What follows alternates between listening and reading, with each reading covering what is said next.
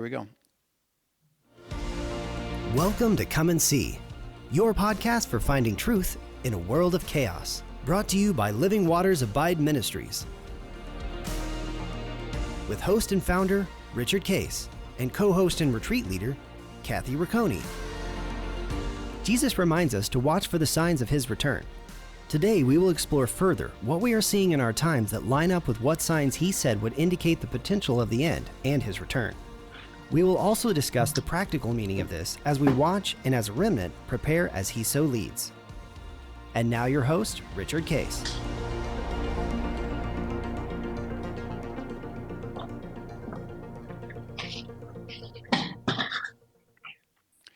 Well, good morning, everybody. This is our End Times Friday, part 2 with Rabbi Ephraim. And where are you located, Ephraim? I'm in Jerusalem. You're in Jerusalem. And Eric, who's a industrialist, high-tech guy, and been able to share this time and last couple times just what's going on over there and understands the truth of all that. Eric, I know you have a place in Tel Aviv and in Jerusalem, right? That's correct. And where are you at today? I'm in the Holy City at the moment. Oh, great. So you're both together. That's good. So we talked last time about the recent events, which is the pagers and the walkie-talkies that took out a lot of the Hezbollah leadership, which is through the fact that the Hezbollah actually distributed these to their leaders, and they took them out. And so now it's a question of is Israel going to press the war there because of the dislocation of people and the constant barrage from northern Israel? And that we talked about that, and we think so, but we're not sure about the impact of that. But Kathy had brought up, and we want to pursue this, the spiritual temperature over there of what is everything like, and we want this session to be kind of geared toward that. So Denny, I think you have a flavor for that, because again, we that aren't from that or even don't have that heritage, we don't really understand at all what's going on over there spiritually, because we don't know. And so maybe you could facilitate this discussion, and we'll just weigh in when we have a chance. Yeah, Rabbi Ephraim, maybe one way you could open this up is introduce us a bit to the sort of breadth of impact that spiritual belief has among Israelis' leaders, its military, its population, so we get a sense of that. Okay. Well, Israel, first of all, just to say, is the majority of the country is what they refer to as secular, which means not particularly religious, not observant of the Sabbath, or any, don't do regular prayers or anything like that. The minority of the population, I think it's about 15%, 20%, would consider themselves Orthodox, which means strictly religious according to the biblical laws and the biblical tenets. And then there's maybe another 20, 30% that consider themselves somewhat traditional-ish, which there's a very, very wide range within that. So when we hit crises like this, it's very interesting to watch what happens, but we'll get into that for a second. But I do want to say that even though there's a very significant population in Israel which considers itself quite secular, but it's a very spiritual country. Religion, God, Bible, play a very big role in day-to-day life, because wherever you go, you're meeting people whose lives revolve around it. There are political leaders, political parties that are religious by nature. And even in the area of culture, if you turn on the radio, it's a very significant amount of the songs that you hear in pop culture are singing verses from the Bible or from the Psalm, something like that. There's a very spiritual nature to the country, and it's a big mix, and it creates conflict, but it also is a big beauty. When people go to the army, for example, they're thrown all in together, and it's a big mix of people that don't know anything about their heritage or the Bible, and people who it's the most important thing in their life. And they all live together for 3 years, get along together, learn from each other, question each other. So it's very vibrant, and spirituality is definitely a big part of this country, and it's growing. Israel is one of the few Western democracies, maybe the only one, where the religious population is growing. There's a constant movement of people that are coming closer to Judaism, where people grow up not being really religiously observant at all, but then embrace it as they get older. There's like a standard phenomenon here, which requires, and this involves, quite a radical lifestyle change. So it's everywhere that you go. The country is it's intrinsically tied in with the religious aspect of Judaism. Would you say that the leaders, the national leaders or the local leaders, reflect the population? Does the population, do the citizens discuss or query the belief set of the prime minister and others like that, or military leaders? Or do you know that, or is that, is there an understanding about that? Well, the political leaders. It's a whole mix up. Like even within, let's say, Netanyahu's party. So Netanyahu is not particularly religious at all, but there will be other leaders within his party who are religiously observant. So and then there's also religious parties where all the leaders will be religious, and then there are very secular parties, and even sometimes they have religious people in there. So it's a very vibrant democracy with people just all over the place in every party and every aspect of the society. But I think, like any other country, the political leaders don't so much reflect where people are at. So a lot of people don't like the political leaders of just about any party, but that doesn't mean that they don't love their heritage and religious leaders. Also, there's religious leaders in the political world, and there's religious leaders in the religious educational world, and that's like completely separate. And as you can imagine, often the religious leaders that are more there as spiritual leaders, they're often reasonably well respected by the general population, but the religious leaders in the political world is a lot more controversial. Yeah. One question in terms of what's driving beliefs is that because I've heard Netanyahu talk about the land, and he's committed to the land and the borders of the land that he feels God gave them, and is why he said, "I'm standing up for that." Is his belief? And are people aware of that as God has given you this land, and that's why you have confidence in that versus giving it up or compromising? And since he said it, and you said he's not very religious, but is there a belief system that he follows? Right. So that's a very good question. There's that also goes pretty much down the line of, if you're religious or traditional, you will generally you'll believe in the Bible, you believe that God gave us this country, and it's meant for us, and that we're part of a real national destiny, and this is all sort of according to God's plan, that everything's happening. So that's, maybe very roughly half the population. And then half the population is secular.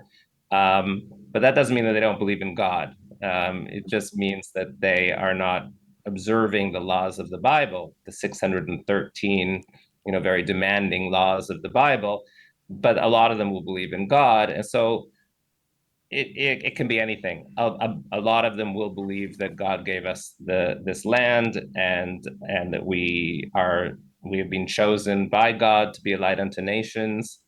But then a lot of people just say, "Hey, I was just born here, and I have a right to this land because I was born here, and because we fought wars, and because the UN decided to give us this land, and like anybody else has a right to their country." But they'll look at it from a secular perspective. Yeah. But as I mentioned, the religious perspective is growing.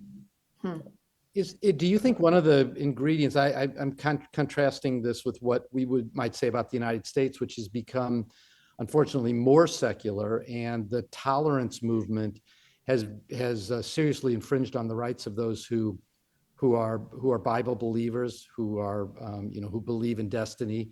That it's almost to the point where we fear that we'll lose that right under this incredible secular movement. We've seen that influenced by immigration. A lot of it being immigration we didn't, that's illegal immigration, but it has brought an intolerance to our country. Is there the opposite going on in Israel, where immigration has brought more religious believers to the country, and that's part of the growth? No, I don't think it's come from immigration. It's come from sort of a spiritual movement in the country where there's just a lot of interest in Judaism, a lot of interest in spirituality, which has caused a lot of people just to move in that direction at very individual process. But there, of course, there's a lot of organizations and synagogues that promote this. And also it's the birth rate.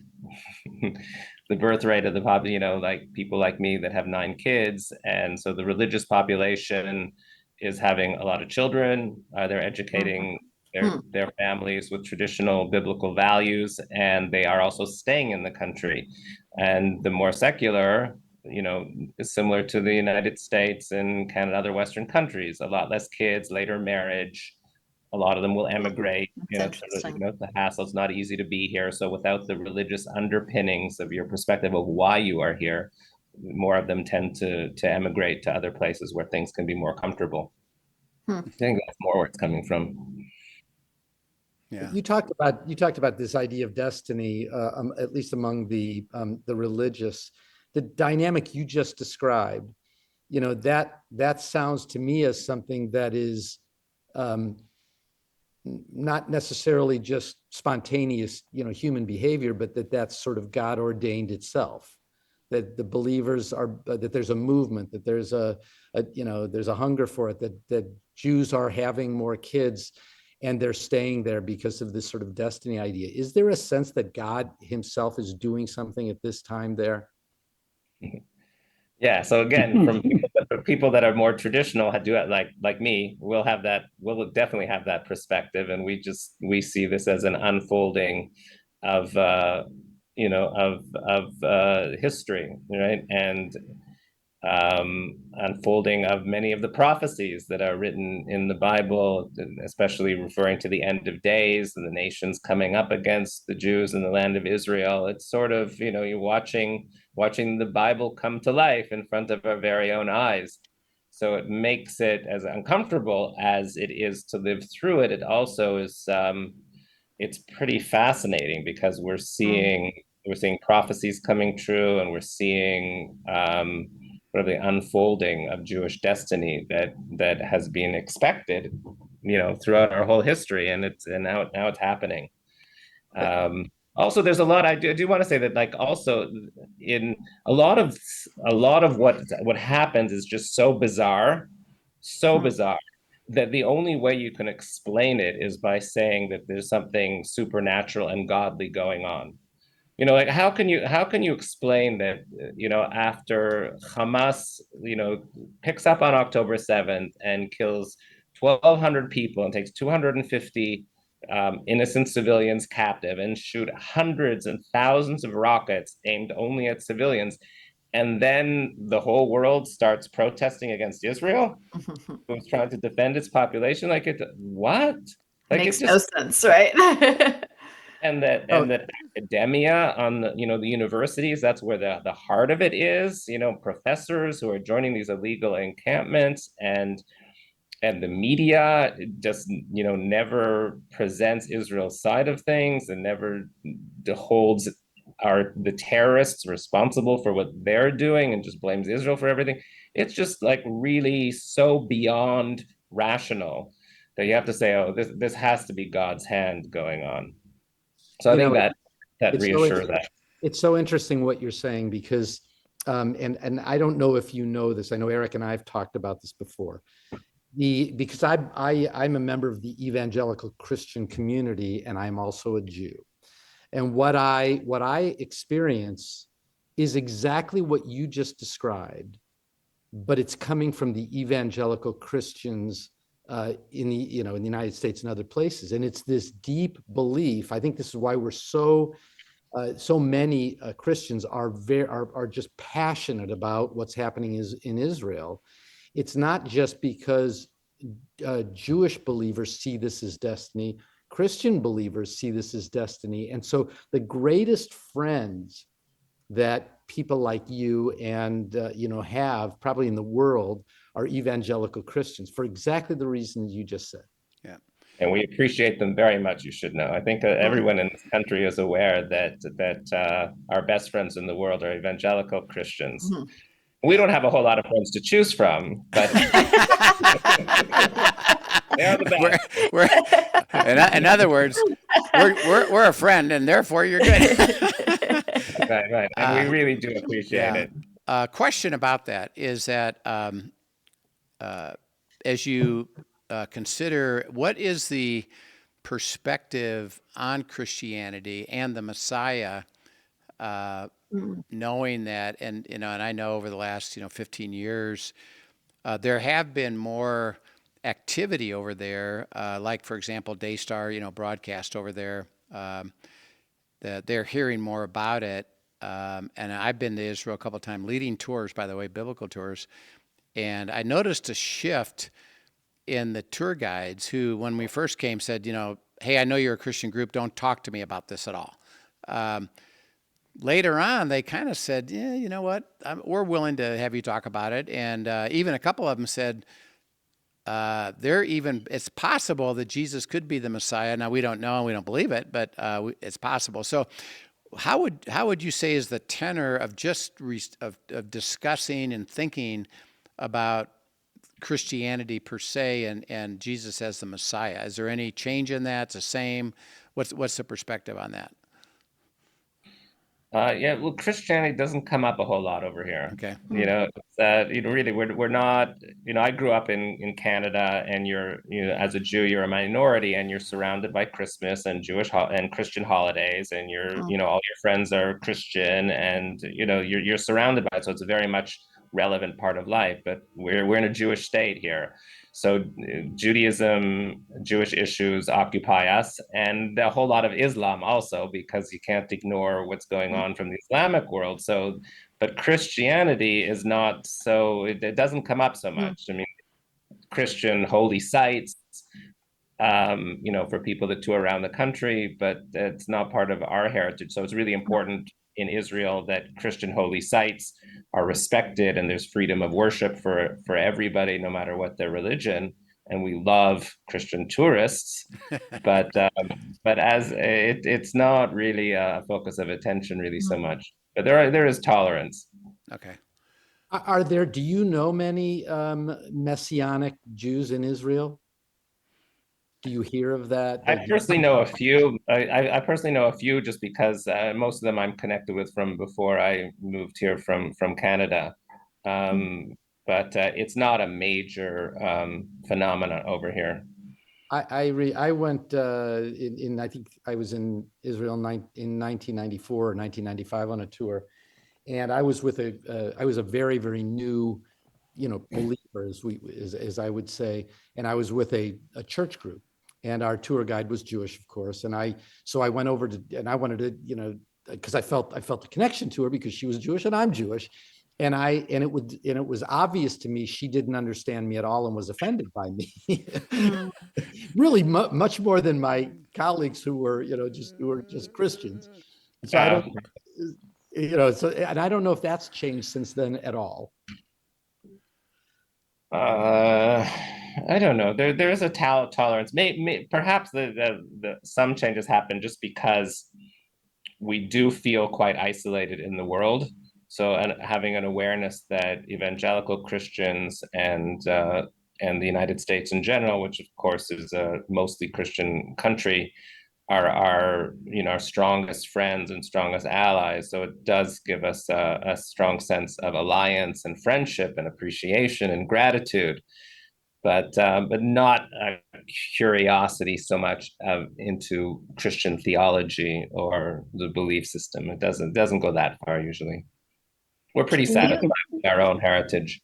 If Can I you could add here, share? No, Oh, go ahead. Eric is going to say something. Go ahead. Yeah. there's a phenomenon here in Israel when the people who serve in the army, when they get discharged, it's very, very common for the soldiers to take 1 to 2 years to travel, and it's actually a great thing for the country. These kids, they travel on the cheap, living on $3 a day in Vietnam or in somewhere in South America touring. You'll see Israelis all over the world touring in this age group. When they come back, they have a totally different view of themselves, of the country, and the world. So the generation that Denny's talking about that he encountered, I would say that they are the age group where that this wasn't as common as it is now. And Israel could be like parochial, very closed, not understanding. I was surprised to learn that, for example, in the schools here, they don't teach Western civilization that much, which is really a shame. They teach a lot of other courses, but this is not a big emphasis here, which I think is a big problem. But after they go traveling like this and they get exposed to so many other cultures, including Christianity. Obviously South America is pretty much 100% Catholic. They come back with a much more open view on things. So I think if you were Denny to take a tour now and have a tour guide of in their 30s or 40s, you'll see a totally different attitude. Oh, interesting. Kathy, you're going to ask a question. Yeah, I was curious when it comes to the prophecies that Ephraim, you were saying that you guys, that the Jews are seeing unfold. Can you share some of that with us? What are the things that you guys are watching, and what do you see them leading to? Okay.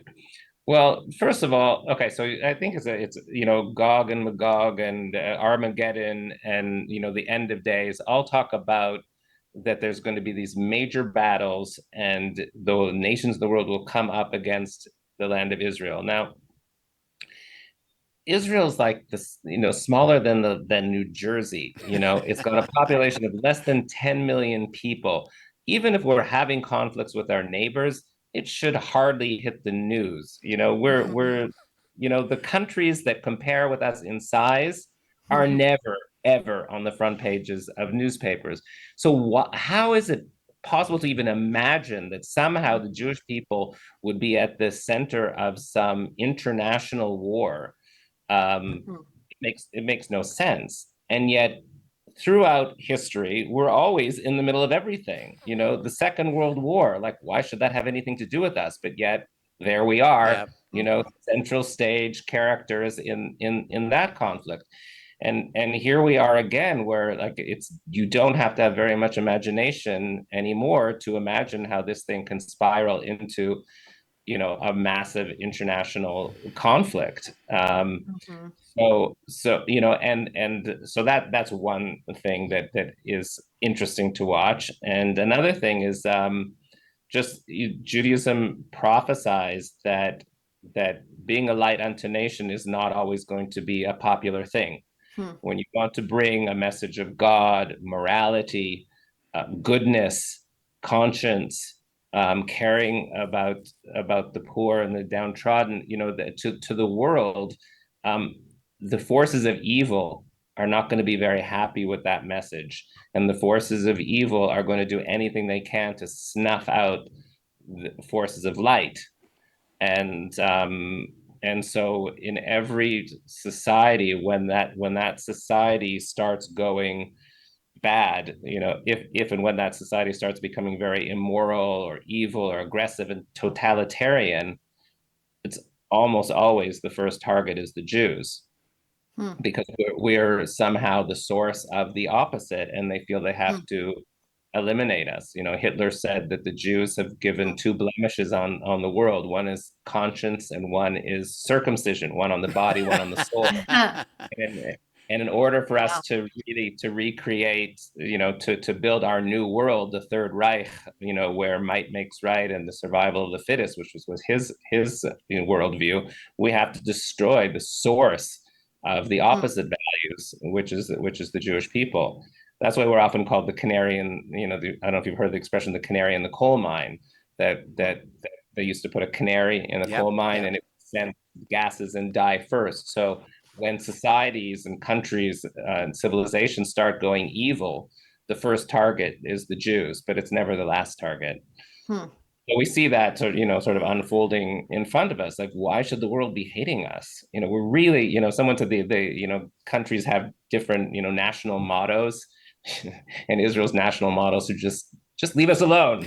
We just want to live here peacefully. Quite just like everyone, like pretend we're not here, and we will just be real happy and leave us alone. Yeah. And but it's never like that. We're always the center of attention. There's more foreign journalists in Israel than any other country. It's always on the front pages, even though we're tiny. It makes no sense whatsoever. But would you say, from that standpoint, if you don't mind me asking, like, I know Americans, and especially evangelical Americans, are really obsessed with Israel. Like, we do watch, we so care. Would you say percentage of reporters and stuff worldwide that come into Israel, is that skewed heavily from America? Do you see the interest in Israel from all the other countries as well? What do you see as the reality of that? Yeah, no, it's all the countries. Maybe the Far East a little bit less, but in general, we're somehow the world is fascinated by the Jewish people and what unfolds in and around us. Yeah, we wish it wouldn't be. We wish we could just be like quietly living our own lives, but leave us alone. But that's the case. Yeah. Well, thank you so much, both of you. This is very helpful, very insightful. We'll because it's moving pretty quick right now, we'll probably have you back again shortly. And it's so beneficial to hear from inside Israel, particularly you two that have such a true perspective of it, to keep helping us inform, including, and we'll talk more about the spiritual side of it and the prophetic. The interesting thing to us, Ephraim, that you're saying is that, and we know the Old Testament have a lot of prophecies about the end. Obviously, we believers in Christ have a lot of prophecies in the New Testament about the end. But interesting enough, they all center on Israel. So we want to talk more about where do you see that going, and you say the forces of evil. We know at the end, everybody comes against you, including us, which maybe the United States isn't even there much. Maybe we're just impotent.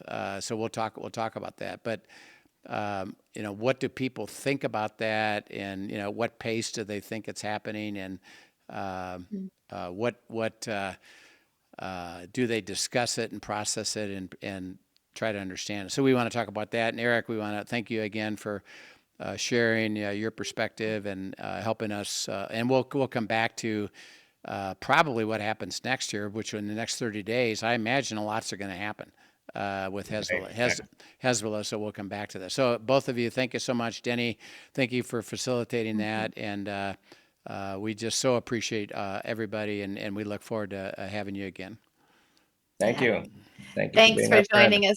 Yeah, thanks for joining us, everyone. If you have questions about today's podcast, be sure to send them in to us at questions@abideministries.com, and we look forward to seeing you next time. Yep, we'll see you then. Thank you for joining us for today's episode of Come and See, your podcast for truth in a world of chaos. Brought to you by Living Waters Abide Ministries. Send us your questions and comments, and tune in tomorrow for more answers to your personal questions about living life in God's truth. Remember, God's will is best and none better. His truth brings peace in this world of chaos.